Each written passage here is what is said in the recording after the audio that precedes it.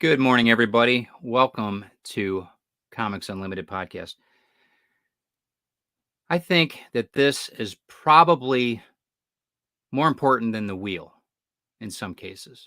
We're going to be talking about pencils, not just in comic books, but in general, across the board. Pardon the pun.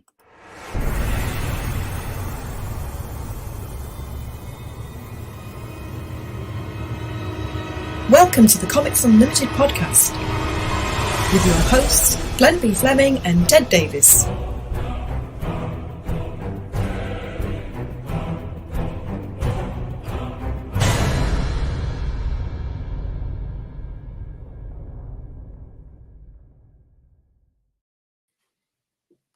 Good morning, everybody. My name's Ted Davies. I'm an artist author, best known for Retrieve and Grimm 101. Who's this character next to me? I'm Glenn Fleming. I'm a writer, artist, and publisher, and I write books like this. Get this. Fantastic. And draw comics like this. Yep. And publish magazines like this. Like this. That's right. You got the new one? Is that the new one or the older one? No, this is number one. All right. I'm still waiting to get it from Amazon. I've not got mine yet. There's number one. Look at that. But check Comics Unlimited out on Glenn B. Fleming's Amazon account. Yeah. We have 10 books now, and they're Issue on digital 10, form, yeah. digital format as well as paperback. And Yep. a lot of great articles. Check out everything that we're doing on it. That's why we have this podcast. So we talk about comics, talk about history of comics, old, new, up and coming, How we produce it and all that. Yeah. all that fun stuff, and you know, the excitement about the hobby itself. So and the genre. Today we're going to talk about pencils, and both in comics, out of comics, and all that. But first, we want to talk about John Cashman. I want to thank him for sponsoring this show. Cashman's Comics. Check out everything they're doing in Bay City. He's been there 26 years. Say hi to Petey the guard dog. If you go online, you can see a picture of him too. Of course, they'll send things nationwide as well as worldwide if you pay for the shipping. So if you need new comics or if you want comics like mine, he's got in his shop, soon to be yours as well, I'm sure, Glenn. So and check out everything John's doing. So yeah, I mean, good morning, everybody, too, by the way. I wanted to say good morning to the crew. We got a couple people in the queue here. Thanks to everybody on Twitch too that's showing up, and Carl and Donna are in the house. Hello, guys. Hi, Donna. Anybody else Carl. that's in the queue, let us know. I'd love to say good morning to you. Pencils. I think that I mean, I'm pretty sure I mean what I say on that. I think that the wheel and the pencil are probably the two things that are probably the most that have propelled us. Maybe I'm wrong. But... Well, I agree with you, but it depends on how you look at it. I mean, a wheel is obviously very important for industry and getting around and all that kind of thing. And you couldn't produce this without a wheel. That's right. I mean, that's, so. But you see, the pencil is probably the first thing that you're given when you're at school. When you're 4 and kids like to crayons and draw. pencils. Yeah, that's right. And I did I don't know if you've seen it. I did a children's book, Little Green Tree. Yeah. And I used colored pencils to color that. I had a really good time with that. It looks really, and color pencils has a really interesting way that the sheens, everything, the blending, you can do some amazing things with color pencils. Yeah, I've got one here. Look at that. How good is that? It's cool. You see that?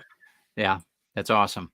Beautiful. I've got a whole series of them. I've got design ones and a few other ones. We used a lot of them in architecture before, even after, I shouldn't say that, even after with tracing paper, I would put, if we had blueprints down, I would take my tracing paper, put it down in rolls, huge rolls, 150 yard rolls.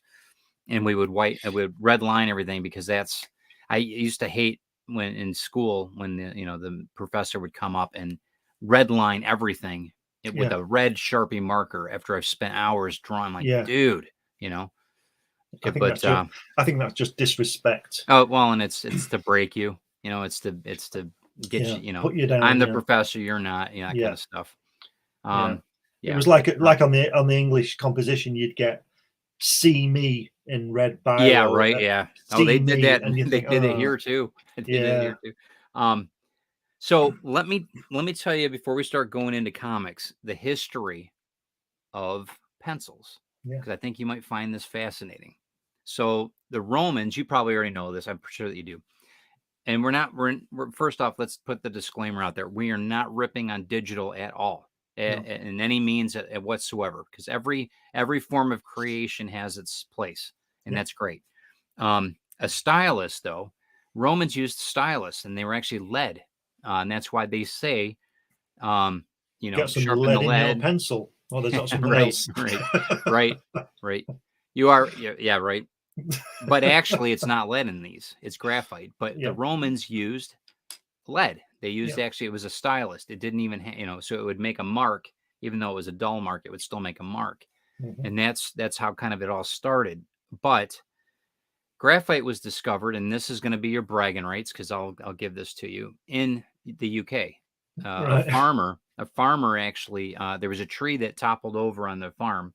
It was in the 1600s, and this powdery, chalky, they thought it was coal, and ended up being graphite. And actually, he was a sheep herder too, so they, how sheep are. It was probably in Wales, because sheep are everywhere there. But the sheep, that's how they would mark their sheep. They took this graphite, they would make it into a whatever cube or whatever, and they would mark like number 1, number 2. So counting sheep, all of that spawned from this discovery. So the graphite, though, they didn't use it for coal to burn or anything like that. So, but it utilized, it was very, it was actually very brittle. You couldn't really, if you made it into like this, it would actually break. So they had to, Thoreau actually came up. There was a gentleman named Thoreau that came up with a clay mixture that he would mix with graphite to harden it. And that is how and Thoreau's dad actually came up with the numbering system, 1, 2, 3, 4. So then you've got HB, you've got number 2 lead, and as the clays added to it, the harder the graphite became. And that's why the lines are different when you have different type, like number 2 pencils are different than say 2H. Yeah. So anyway, fascinating story, but that's how it started. And in the industrial age, this became mass produced. There's pencil companies that are still in business. It never really went out. Now, why do you think that now this one's not, this is actually a 2H drafting pencil or drawing pencil. Did you have yellow pencils when you were a kid? Do you remember those? I don't like remember. A yellow orangey?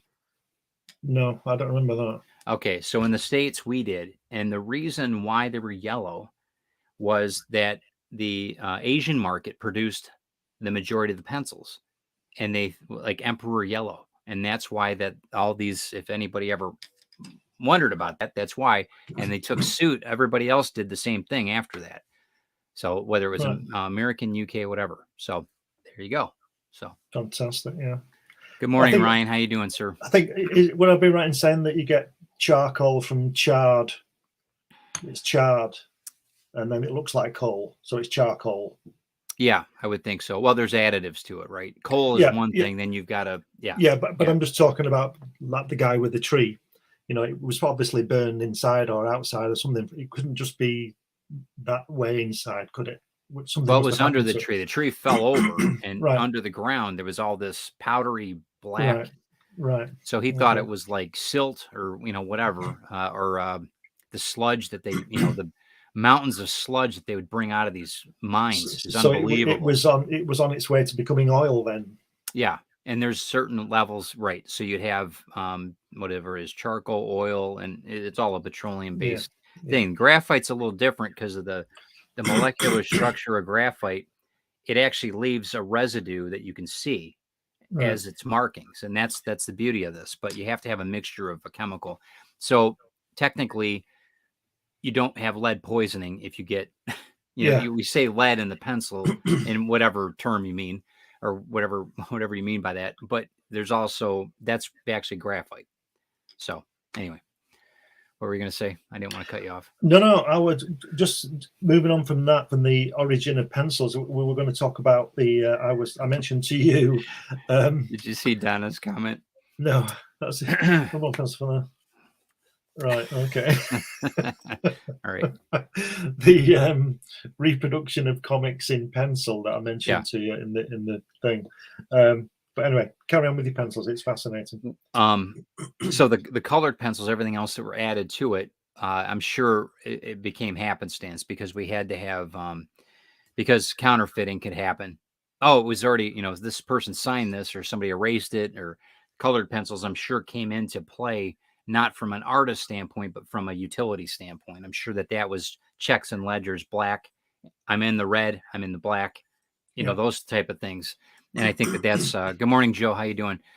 So I think that you're, good morning, Cameron. I think that we're just, it's suited so many different aspects of life that I can't imagine us not storytelling with it.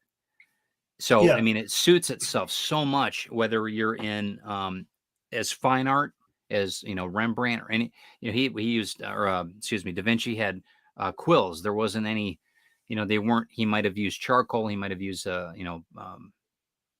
burnt stick, anything like that to mark it, but it was still a carbon based. I think the thing with the pencil, material. I think the pencil's greatest attribute is the fact that it can be erased. Bingo. And that's and it's everybody. I would say that if everybody, almost everyone, as long as you can write and everything else, has had a pencil, has had one in school or crayon. I mean, they're all, but a pencil is such a mass production of these at minimal cost. You'd still be a multi-millionaire if you'd produce them. I mean, everybody's got them. I think one of the biggest pencil producers is near me, up in the Lake District in Kendal. That I went up there a few years ago, and they supply pencils all around the world. They literally make millions of pencils every year. Millions. Well, they probably have their own graphite. I know that in Japan, or I'm not Japan or China, but they've got graphite there. But being in Wales and northern England, where you're at, I mean, that's my dad's family are all coal miners before my, a few years back, and the mines are huge there. I can't even imagine how many. The shale, the graphite, everything's got to be, and that's I'm just waiting. Was digging out all this stuff, all this clay and graphite and oil. I'm just waiting for the top of the Earth's crust just to collapse into all these big holes that are allegedly there. There's a few of them. Didn't they have one in Russia that opened up a couple of years ago? Yeah. I mean, the Earth is forever changing, so it's going to be, I'll tell you something. Let me show you this. Now, I don't know what you use to sharpen your pencil. I haven't used a pencil sharpener since I was at school, which is 50 years ago. You sandblock it, or I use that. Hold on, I'll zoom in on that. A scalpel. Really? Yeah. I would not have known that. Yeah. I always sharpen my pencils with a scalpel. Very good. Because I can get a really, really sharp point. Oh, yeah. Because when you stick it in one of those, pencil sharpener things. This is kind of a kiddie sharpener. This isn't what I normally use, but this is you see, this just go back to the other thing about not knocking the digital, but why I don't use digital, because I like to do things, and I like to sharpen my pencils. Yeah, it's a full method. Yeah, and where some people just think it's a waste of time. It's a creative process. No, it's great. It's all part of it. It's all part. We took a whole semester of how to use drafting tools. We had a block of wood with sandpaper on it, and that's how we would make our all the 2H leads, everything. Well, I would use that method rather than a pencil sharpener. Before I'd use a pencil sharpener, but I would always use a scalpel. Okay, you get a really nice point on it. Oh yeah, absolutely. Sometimes it's not good because you ruin the paper. Tracing paper, you can have a point, but you can't have too sharp of a point because it'll go right through. So you got to be careful. But when I don't draw with the tip. I always draw to the side anyway. So yeah, okay, that's cool. And there's so like we're talking about in my last show, charcoal. Is that do you have a? It's some ambulance went past. Okay, some of the charcoal that I'm using, it's literally charcoal. Hope everybody's all right. They're coming to get you. No. Okay. They don't get charcoal. The charcoal is. I mean, graphite and charcoal are so similar. Like I said, they're just different grades, different ages, if you want to call it that. So, what your show the other day with that charcoal is that drawing, that Nosferatu was fabulous. Thanks. I've got it. It's drying in the back. Thanks. I'm not quite done with it yet, but thanks. I appreciate it. But that's fun using charcoal like that. And it's so primal. I can't, if you had a Well, cave painting, that would be. I put in I don't know whether you saw it, but I put in the thread. I knew that you'd get your fingers on it. You weren't going to. You said you weren't going to use your fingers. I And know. all of a sudden, this hand's Yeah, I rubbing had out, to. and then the thumb, and then the other thumb with the other hand. And I had to. You've got to do it. It's primal. Once you get going. Do you know what it's like? It's like I don't know whether you do this because you're not sort of a soccer orientated. Yeah, no, I'm a little bit. I like the football. If I go out, there's lots of kids around here. If I go outside and there's a football, I have to kick it. Yeah, I don't kick it 4 miles. But you've got to kick it. People don't know you played. You played very well for many, many, many years. Yeah. If anybody doesn't know that, I mean, you're quite you wrote a book about it. Yeah. The tens, right? 10 tens. Yeah, 10 tens. And if you guys haven't checked that out, check it out on Amazon if you guys are soccer fans. Yeah, I used to play to quite a high amateur level. I was never a professional, but right. I played in. Yeah, when I went to Wales, man, having a Yank there, soccer is a whole nother ball game there. I mean, it's almost borderline rugby when they got me on the field. Oh God, it was terrible. So I don't. Yeah, but yeah, it's okay. So let's get back to pencils. Yeah, so, yeah. Look what Jack Kirby did with pencils. He didn't drive very well, as you told me. No. But he told a story from this very, very unique tool that, and a lot of comic book creators did. I don't mean that, but Jack especially, though, the things that he ended up doing. Remarkable. I mean, it changed a lot of everything, our lives in general. I've got a couple of them here. I'm going to bring up some pictures here. Okay. First off, though, Mike Mignola. Let's get him off. Yeah, I want to get get to it. Mike ended up. These are, if you want to call them simple sketches, but I mean, amazing. It's just all there, isn't it? This is the less is more thing that I'm always on about. There is not. I'm looking at that now. There isn't one wasted line. No, and one wasted line. And every piece that he does, it is the most minimal line work you could possibly have, and he does that. I mean, but even look at the shading. Yeah. You know, he could have filled it and in. Then he sends it to his digital person. His wife scans it. He doesn't even scan them. He doesn't do any of that.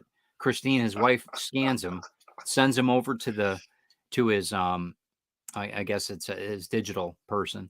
Yeah. He has his colors all picked out. He knows, and they know exactly what tones, everything, all the ink lines, it's amazing. But this is really remarkable. This is absolutely 50, 60 years on the boards drawing. And you can definitely tell between 1990s and then when he started out drawing Hellboy till now. Again, another amazing, just the way it's laid out, the actual, it's incredible. That cross hatching in the shadows there to me that's a really European it is. Type of it's wonderful. Yeah. And that thick line there on the arm. Amazing. It's just incredible.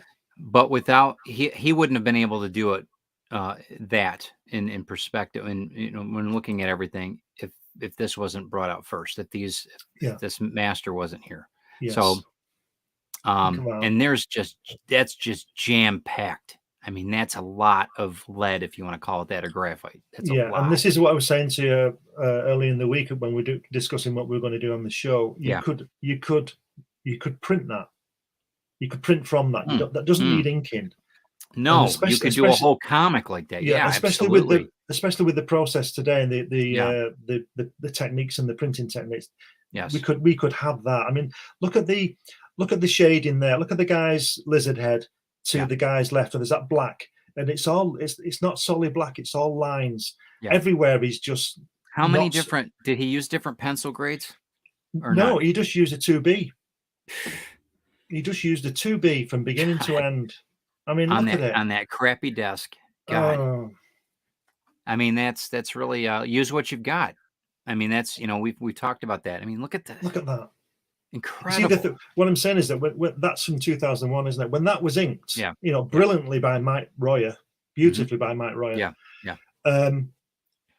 All those would be black. The blacks would be black, as it were. But when you look at the pencil drawing, they're not. They're all shadings and different strokes of line. And I know that I like that. Some of the stuff that Mike does too, Mike Mignola, he'll actually mark the black areas with X's, just an X. X, so that they can fill it in digitally, because he doesn't want to ruin because a lot of people buy his original art, and it's, I get why he does it at the same time too, I'm sure. But I think that I think that's a really dodgy thing to do, put those X's in, because I saw a comic once with an X on it that had been printed, and it had an X that should have been black, and the whole process had missed it. But that's Yeah, I got you. Amazing. I mean, this is John Buscema. Look at that. Just incredible. Beautiful. I can't. I mean, how much time? Just knowing about must have been. Knowing about John Buscema, that probably took him about half an hour. No, well, maybe, but it's amazing to me. It's fantastic, isn't it? Look I love this one. This is one of my favorites. Look at that. I mean, you'd love that ink. That was inked by Joe Sinnott later, wasn't it? But it's beautiful. But wouldn't you just love that pencil work with that lettering on it? Yeah, on I mean, wall. Visually, we appreciate, because we're artists. Yeah. If you're an 8-year-old kid, 9-year-old kid, without the colors and that, with the colors, it's like, wow, But it's just wonderful, isn't it? It's illustration, the layout. Those legs.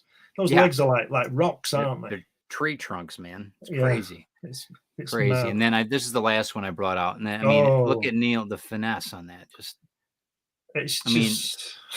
Just makes you want to go and hide in a corner. Yeah, or draw. Beautiful. It makes me want to draw. I mean, it is. I mean, the layout. I wonder how many different sketches he did before he got it to where he wanted it. Well, I don't know. He was a good artist. What I think about that kind of thing. Practice does make perfect, but you've got to have the talent in the first place. I think so too, and the drive. Otherwise, we'd all draw like that. Amazing stuff. All right, let's check the comments here. Good morning, Eric. How you doing? Yeah, I think that I really think that sometimes, maybe even, I mean, without the wheel, we wouldn't have these really in mass production. So that's the rub on it. What came first, the egg or the chicken? But a pencil, when it all boils down to it, I really think that is the key to the first of the storytelling.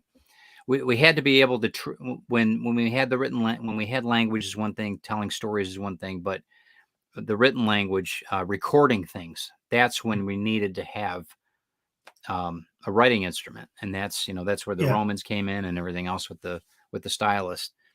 I don't know. I mean, graphite is king. I mean, it has to be.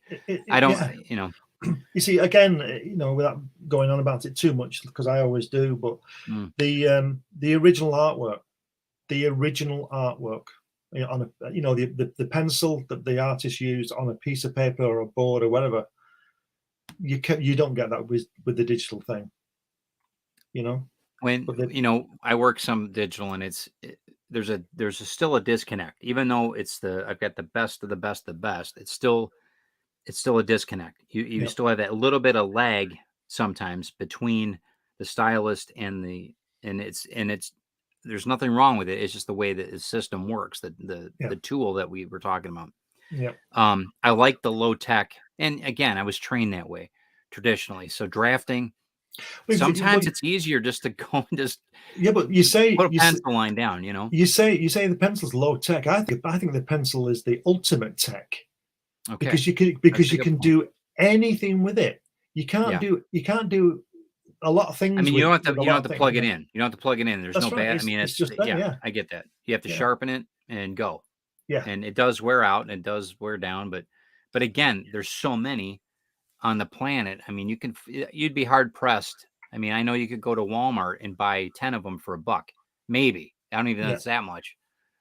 So, well, when I went to Easter Island, I wanted to leave something because I had such a good time there, as you know. And I left. The guy who's sort of little hotel motel thing I stayed in, I took a load of drawing materials because I did some drawings there. You've probably seen them. Sure. Yeah. And beautiful. I gave them I said to the school, I said, can you take these to the kids? And they said, oh wow, they'll love this, because he knew everybody knows everybody on Easter Island. There's not many people there, and he took them. I didn't go, but he took them and gave them. I gave them all my inks, all my pens, all my pencils.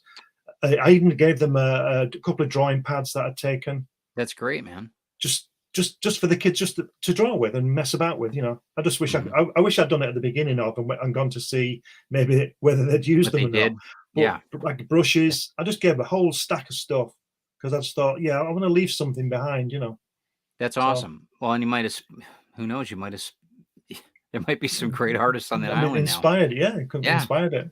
Yeah, that little right. Yeah, that's awesome. That's awesome.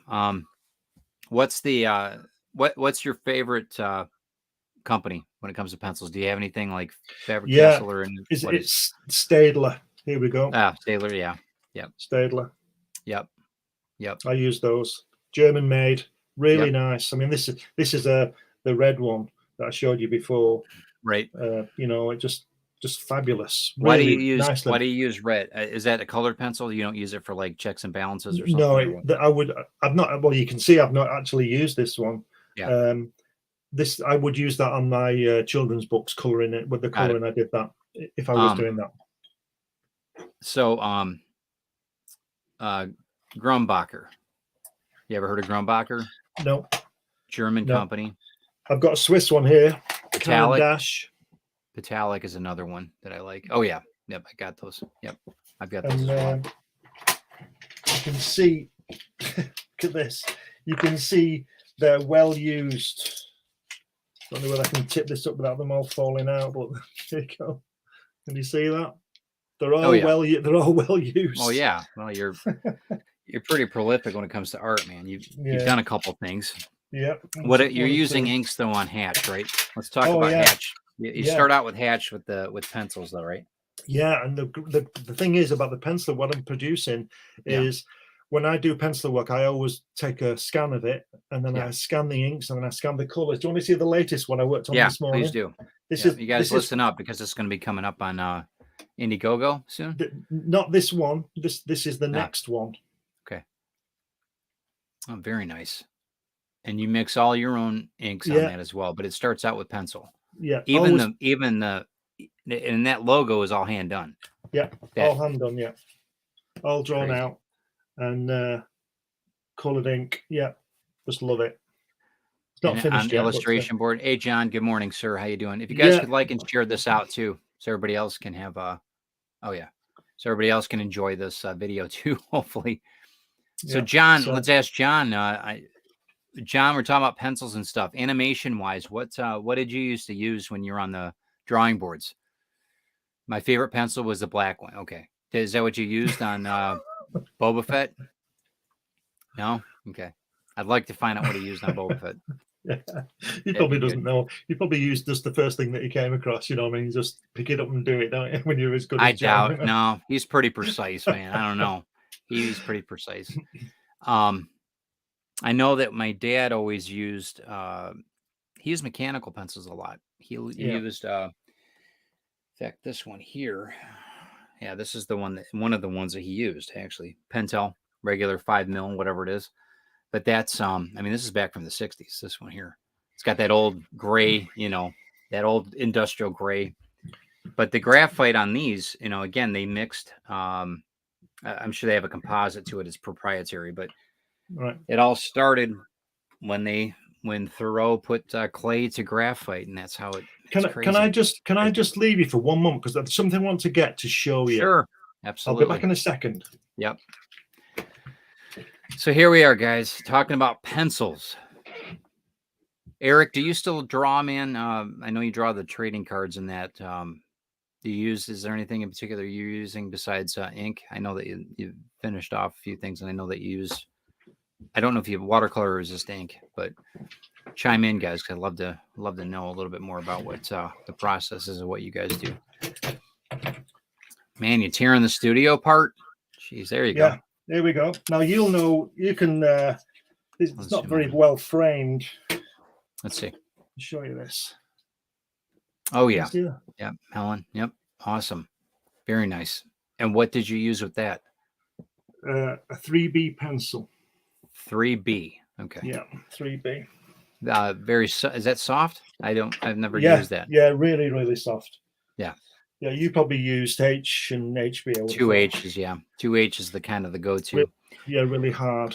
Yeah, but one, even this one is. And I use the 2H because of drafting. That's it. Period.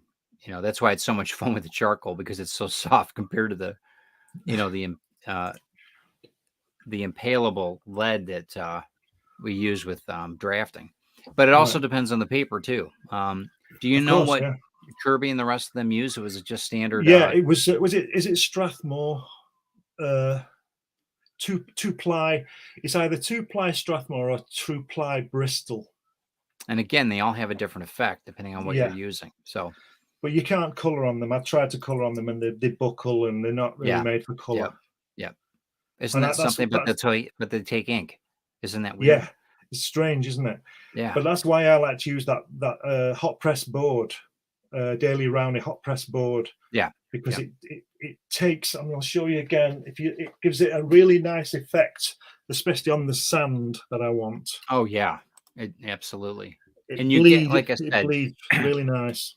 Yeah, the procedures that you do too, mixing the inks is not. We should talk about that too. Ink on one of the shows, because I think that's a whole nother layer of what of art when it comes to traditional work.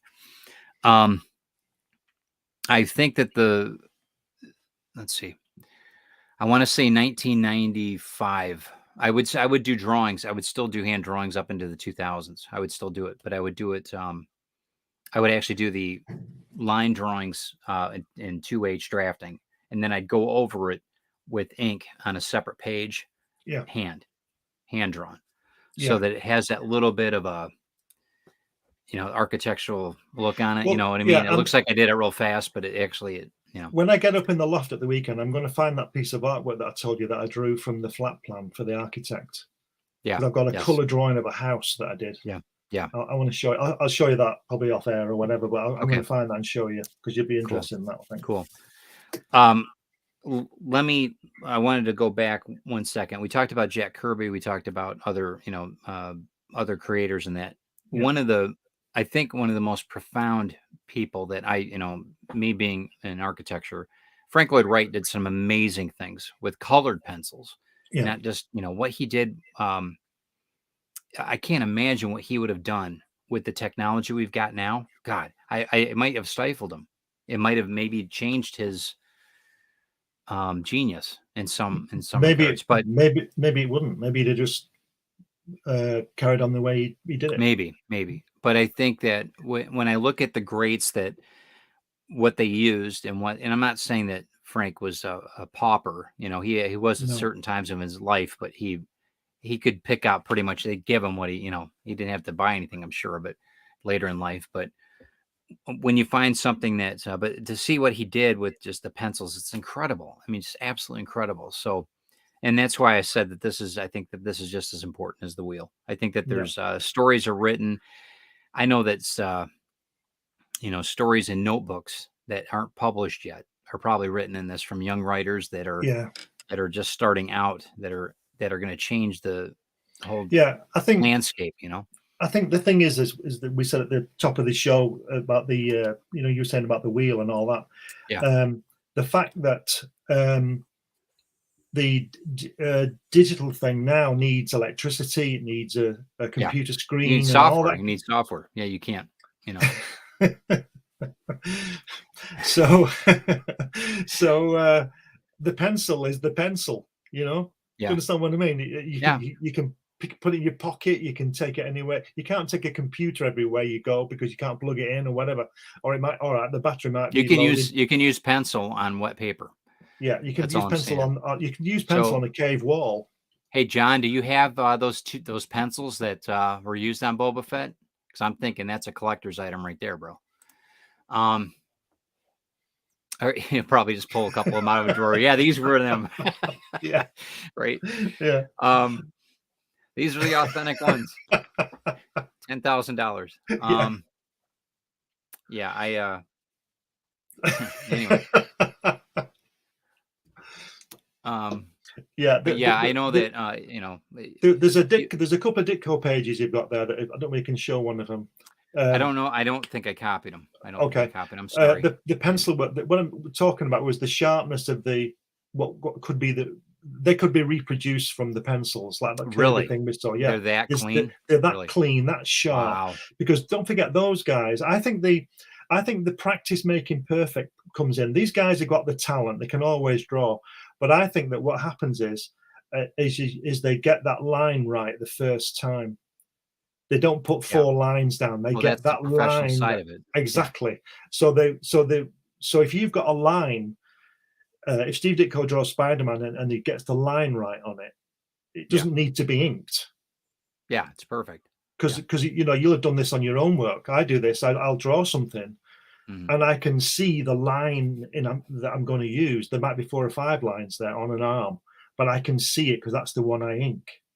But those guys just got the line down straight so that they had to, because like Joe Sint and them, they had to know what they were going to cover, right? Yeah. Without embellishing. They did some embellish, like we talked about in another show, but that's to do with cross action and stuff like that, isn't it? So but the basic information is there. And you or I could ink those pages, I think. Maybe not as good as Joe Sinnott, but no, we could give it a good shot. Yeah. So well, I mean, that's I'm always amazed by people when they do their art in any case, and then you see even Mike Mignola, his lines are not always straight. No, they're very shaky, very double lines. He does a lot of double line work, and it's his style. I do that too, though. I do a lot of shaky line stuff too, and it's just I thought that was the alcohol. Yeah, it might be. Or the lack of it, yeah. John says he's got a couple of the Blackwing stubs, the pencils that he used for Blackwing. So, Carl said that he's thinking about getting a Huon tablet, which is like the Cintiq. A lot of, Brian's got one of those. Brian Rodman, he likes that a lot. He's had a really good. And you are an artist, Carl. I use Photoshop for editing photographs. Yeah. I'll end up going. I've got I'll work Clip Studio, and I'll go back in and enhance and take stuff down. Sometimes I just use Microsoft Publisher just to bring in hues and that kind of thing, or a vignette if I'm doing a couple of things, darken it up. Yeah. But like I said, it's all tools. But the bottom line is that the pencil, out of all of it, that's where it starts. It's where it starts. Yeah. And I still finish up with inks at the end. I still I always sign my signature in ink. I will not sign it in pencil. So that way, it's stamped. You know what I mean? Yes. Time stamped. So, but it'd be interesting. Have you seen Leonardo's cartoon? That's supposed to be, I think, is the first cartoon. Yeah, that'd be interesting to. I don't know. It might be documented. I don't know, but it would be interesting to know what he used. Yeah, I'm sure it wasn't a Staedtler 2B, but it might have been the forerunner of. Yeah, right. Joe's saying that stubs are sometimes the best to draw with. Sometimes I know that later in the day, though, I've probably been drawing all day. No, they're not. Your hands all like, Well, that one. Jeez, holy cow, man! I don't know if I throw those out, man. Throw those out, man. And then when you're inking, if you're being good, can't find it. If you're being really good, you'll either use for inking. We should do a show on inking. And we will. Oh yeah, the brush. Yeah, the brush is I think. And that's really an art form. I've seen people. I'm not comfortable with inking that way at all. I've seen people do some amazing work with brushes, or even pinstriping. Unbelievable control. But I'll tell you what I did. There's to me this is a glaring thing. I'm not sure. I don't know. Yeah. The difference between let's say, standard American comic book inking, which is generally done with a brush, like Joe Summit would always use a brush for everything.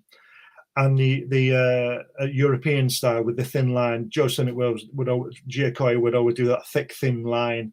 Yeah. Like, you know, and in the 80s, when I produced some comics, I taught myself how to use a brush. It was a daunting task, and I'm not saying I'm not as good as Joe Sinner and anywhere near that, but I did learn to use it, and it really is and it's funny because the more ink you get on it, the better your line's going to be. Yes. The more confident you get with the ink. Don't do scratchy stuff and just get your brush loaded up, get it in there.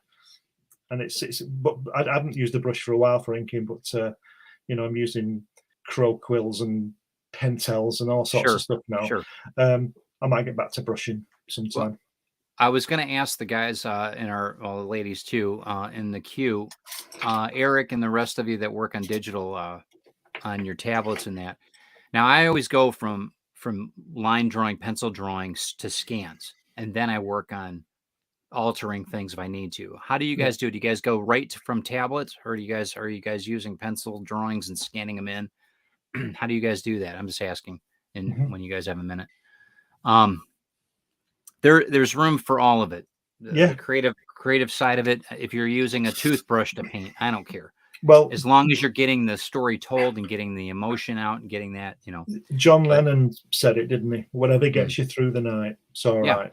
Yeah, that's what it is. That's what it is. That's right. You know. So, you know, the history of pencils is, I mean, if you guys know any more about it, it's fascinating to me. I love history like that, because I think that we got to know where it comes from. We got to know how it started, you know. And the fact that it started in the UK, well, I'll give you that. I'll give you props. Everything started here. I've told you this is God's own country. There are no earthquakes. There was no floods. There's none of that. We don't get any of that stuff. No sunny days. Yeah, it's cloudy. What was there was forget the line. There was a line in from A Knight's Tale, the movie A Knight's Tale. I don't know if you ever saw it. It's this great movie, 2005. Heath Ledger's in it, and there's a line in the story that says, "The Pope might be French, but Jesus was British," or something like that. It's just really funny, really just comical. But well, you know, there's the Jerusalem, the song, and did those feet in ancient time walk up on England's pleasant mountains green? And maybe he did. You're just die hard, man. I'm gonna put the Welsh flag up back there next show. You see, I don't need to put the flag up. I know, apparently not. Apparently not. Actually, Joe says, Eric says, okay, I do both. I do my layouts traditionally and digital. Depends on where I am when the inspiration hits me. Okay. And that's the other thing. Like we said, we can, you know, have pencil will travel, right? Joe says, I'm still doing pencils on Bristol board first. Don't like doing pencils on tablet. But I do ink digital since I'm not comfortable. And that's cool. All right. So there's a balance to it. So when doing digital, I do a complete pencil layer. And Joe keeps his original pencils as well. Yeah. And that's, again, we're back to that again. The traditionals, the NFT market, like we've been talking about too, with the digital side of it, you can sell those out and you can sell the rights to your digital work. But I still like having panels that you can sell to the collectors, because that's, you know, again, it's just another revenue stream. Yep. Or keep them, you know, keep them in your portfolio. And Eric says, I always have a drawing kit with me wherever I go. Good. That's really interesting. We were talking about canvas for painting and what it did it changed everything for painting, because before canvas, it was all painted on buildings or wood or, you know, and what it did and then the next movement with the Impressionists, where they could actually take a small kit with them on a boat out to an island. I mean, it revolutionized everything. So, you know, like Eric said, whenever the inspiration hits you, that's what this does for me, because I know I can always sketch something down, or I take a photograph now. You know, I always take a photograph. But a few years ago, as you know, Helen and I had an exhibition of our paintings and our work, and we actually made the frames as well. We bought the canvas, We cut the wood, we screwed the wood together, Yep. we made this different size frames, we stretched it, we gessoed it, and then we worked on it. So the whole thing, one painting, I did what I you know, it took weeks and weeks and weeks, and I'm sure. we hadn't even started the painting yet. We had to stretch all the canvas and staple it down, and then gesso it, and then maybe gesso it again, and we did the whole thing. The only thing we didn't do at that point was actually make the oil paints from the powder. Now that's something we want to do, because we want to do the whole thing, right? Yeah. The whole thing. Yep. So we're looking at that. That's awesome. I would, man, I really, when we come over there, really, I would love, I hope we do an opening there. That would be awesome. I'll bring some of my work. Yeah. That'd be awesome. That'd be such a good time. The same thing goes here when you come here. That'd be awesome. John says, all my drawings are on paper, even separate panels for a page that are scanned and combined. Yeah. And I clip studio. That's what I do too. And I think, but that's, again, however you want to work, you know, Pollock threw stuff down on the ground. Whatever. I mean, however you want to work. There's no wrong way, as long as you're producing the work and it's legible and enjoyable and all that. There's no wrong way. You're taking it from the ether and getting it to the 3D, and that's the whole idea. Like I've said, the most difficult part of art is getting it from there down your arm to the end of your finger. Your arm is the longest trail sometimes, right? 50 billion light years down that arm. You know, it's a long way. It's a long way.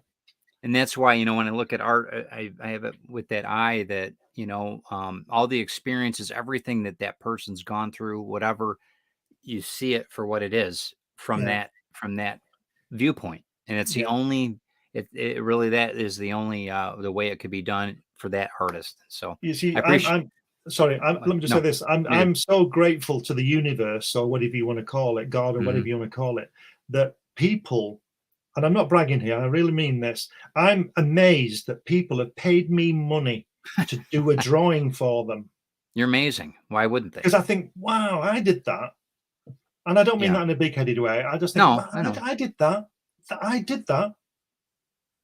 So, you're prolific, and you should look back on your work and look at and forward to the new work that you're producing as it's a value. You're making the world better. Thanks, man. This has been a good show. I like this. Yeah. This is a good show. It was a good suggestion. You guys, thank you for stopping in.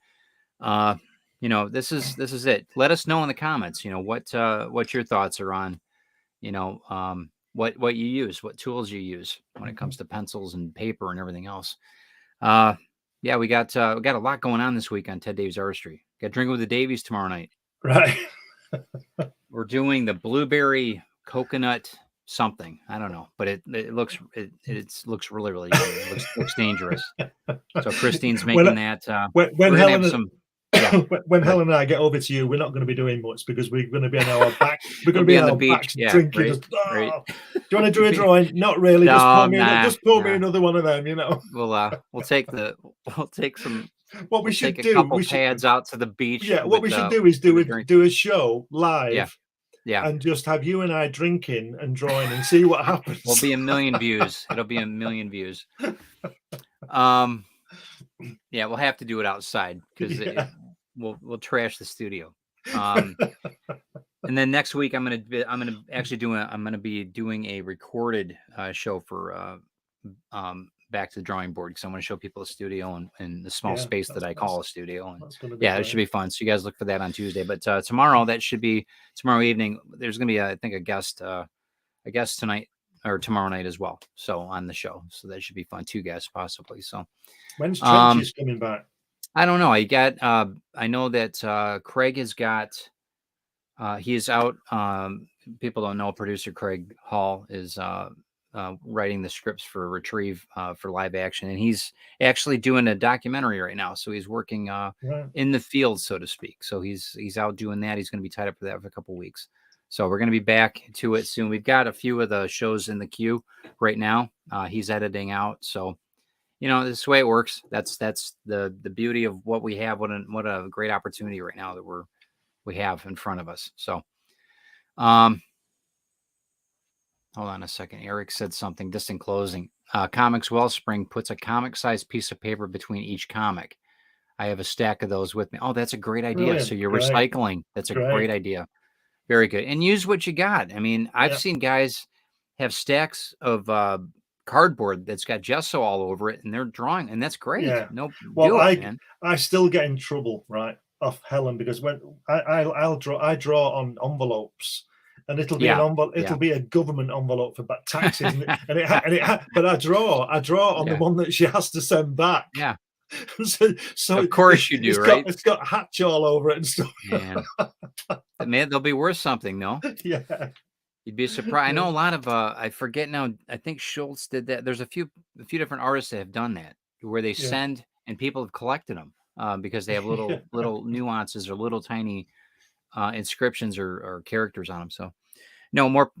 I think that the pen is mightier than the sword, but this is where it all started. No match for a gun.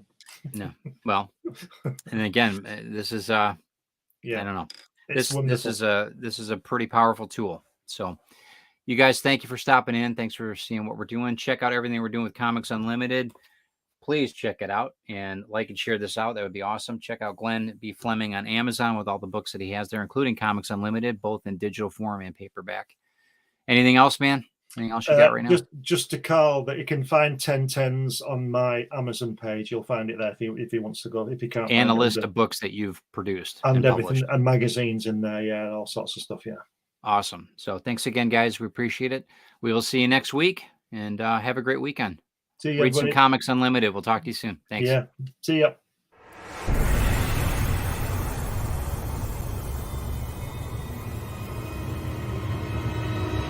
Welcome to the Comics Unlimited podcast with your hosts, Glenn B. Fleming and Ted Davis.